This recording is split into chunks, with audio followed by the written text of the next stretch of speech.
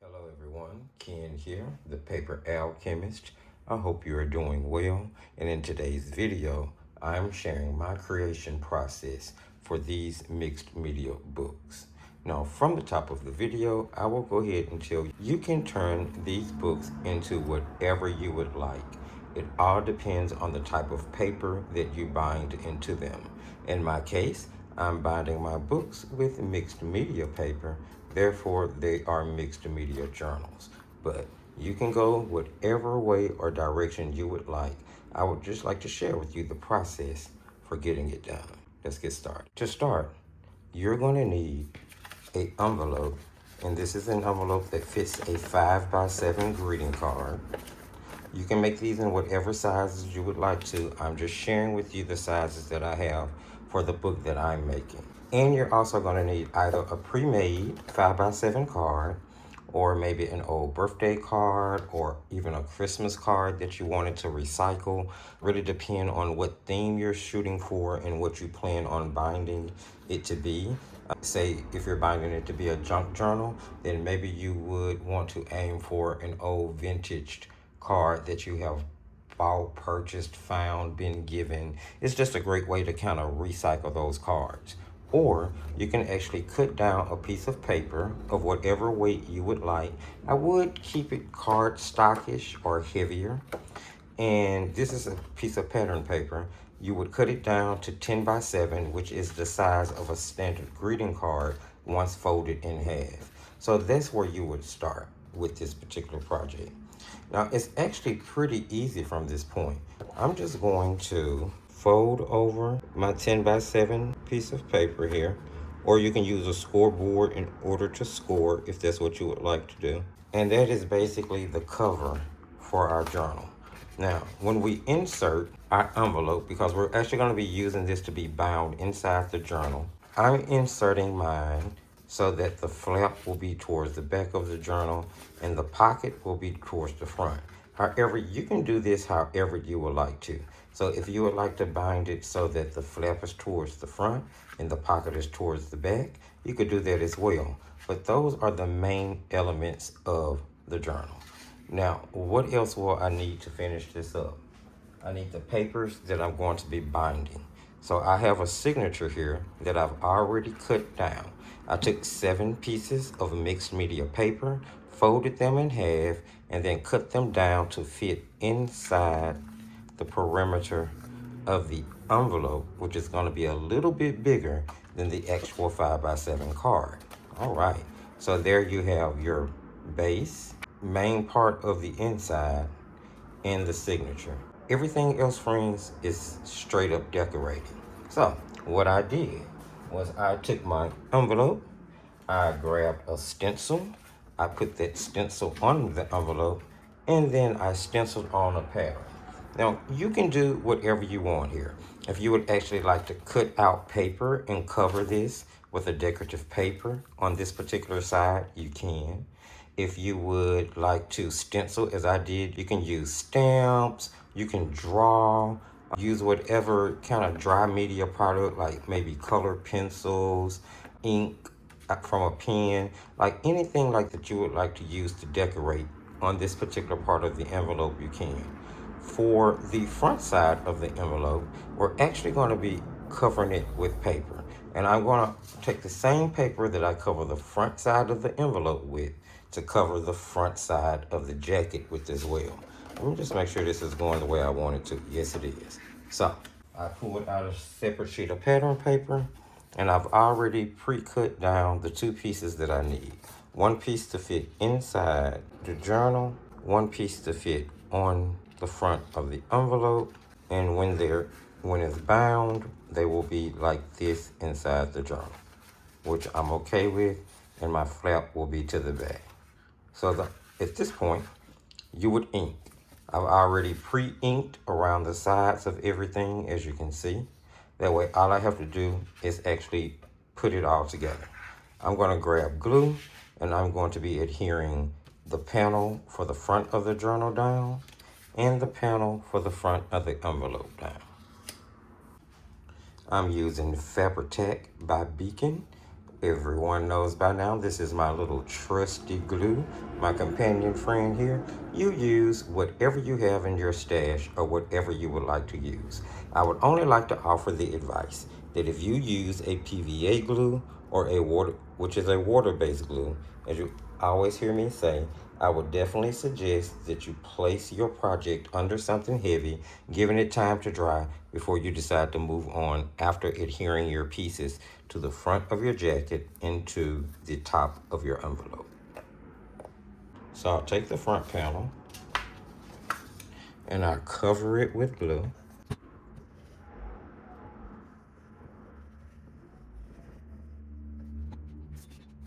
I like to pull the glue down to the corner just to make sure it sticks down on each side.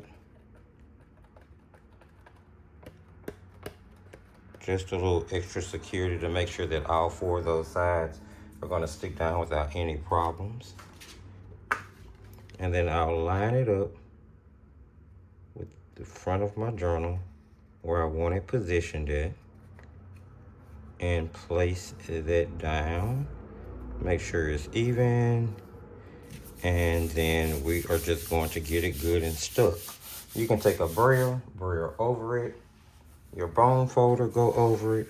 I'm just going to use this studio rag and just kind of go over the corners to make sure they're all pressed down, and that if any glue seeps, I can catch it. Okay, and that's that one. Again, if you used a wet glue, do put this under something heavy and let it dry, okay? Now I'm going to go ahead and cover the actual panel for the sketchbook, the envelope.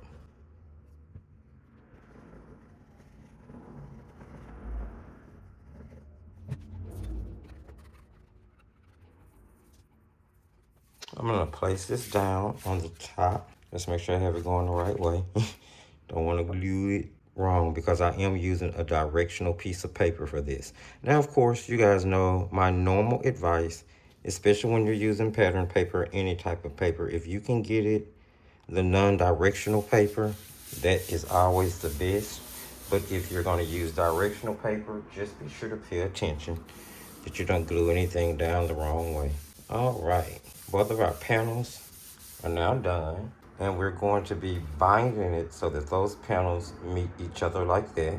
And when you close the front of your journal, you will have a panel sticking out, and by us covering that envelope, it gives it a little bit more pizzazz. Absolutely.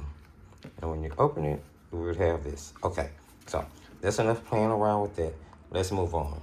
Next thing I want to do is actually decorate the front of my journal. For this, I've selected a few items, but you know, the truth of the matter is, friends, this is something that is going to be personal to you.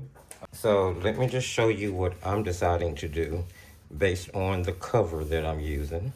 I'm deciding to use a piece of cardstock for my black cardstock for my backing, and that's going to come into play again in just a minute.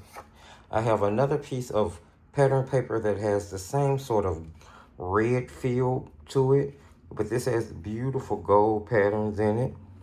Just going to stand out just a little bit on the front, and that'll go on top of the black mat. On top of this piece, I've cut down a more creamish tan piece of paper to pull out those flowers and leaves that are in the background. We're going to be placing that in the middle of that one. And then, of course, we need a focal image. And this is actually a sticker that I cut out of one of my sticker books. It says The History of Ink. Love that. It's going to go down in the middle of that. I'm going to scooch this down just a little bit. And then I have like this paper. This is actually a piece of ephemera, but it looks like a cute little book plate. So that's going to go there at the top when it's all said and done. So I'm going to be adhering all of that down in that order, just like that. And then I'll be showing you what I'm doing to the inside.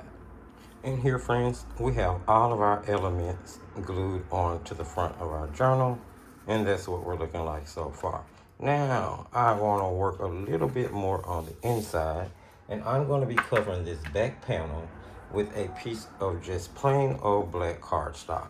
Now you may be asking yourself why I'm doing that. It's simply to add a little bit more thickness to this back panel, just to make it a little bit more sturdy, since we've added so much to the front to make it sturdier and hard. So I'll just grab some glue here, and just like before,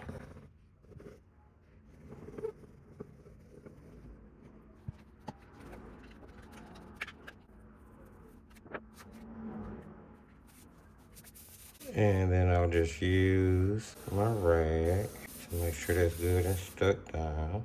And at the same level as my panel on the front. I'm using the bottom edge to judge it. And there we have thickness added to our back panel. And that's pretty much our journal complete. Now, what we're going to do is we are going to grab the envelope part, which I'm glad I didn't use paper to cover this, just to make it a little bit more flexible to get things into, especially once it's bound. And then I'm grabbing my signatures, which, as I've told you guys already, is 7 pages, folded in half and cut down to fit. I'll fit this inside here, and then I'll fit this inside here. And that, my friends, is what our journal is gonna look like when it's all said and done. Now, the only thing I need to do at this point is bind it. You can bind however you choose to. I'm going to be using a 3-hole pamphlet stitch with embroidery floss and an embroidery needle. That way I can make sure that my pages are bound to my journal really well and secure, you know. You can, if you have a long arm staple machine and like the heavy industrial staples, if you want to try to do it that way, you can make sewless binding by simply taking a piece of embroidery floss or wax thread or whatever you want to use to bind it in, and you could simply wrap it in and then tie it on the outside or the inside and cut it just like you would with the 3-hole pamphlet stitch, except for you won't be putting holes into your spine. So there are so many ways to do this. I'm going to be doing the 3-hole pamphlet stitch. I'm going to do it on camera. I will speed it up, but you will be able to see exactly what's going on as I put the rest of the journal together. So for the 3-hole pamphlet stitch, I'm going to take a bull clip. I'm going to grab my journal, which I already have everything fitted in the way I want it to go. I'm going to push it into the spine really well. I'll use the bull clip, and I'm going to clip it to the front and let down the leg across the decorations. That's just the way I like to do it. You do it however you would like to. Next comes a pokey tool, something to make holes with. I'm using an awl. You can use whatever you have in order to make your pokey holes. Normally I would do a template. I'm going to show you how to eye this, right? So I'm going to eye the middle. Then I'll eye about a 1/2 inch from the top.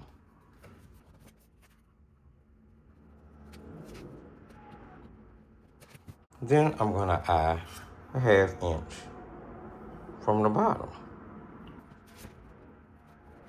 There are my holes, and I don't have to worry about leaving my pokey tool in my journal because I'm using the bull clip to hold everything together. Next, I grab my embroidery floss.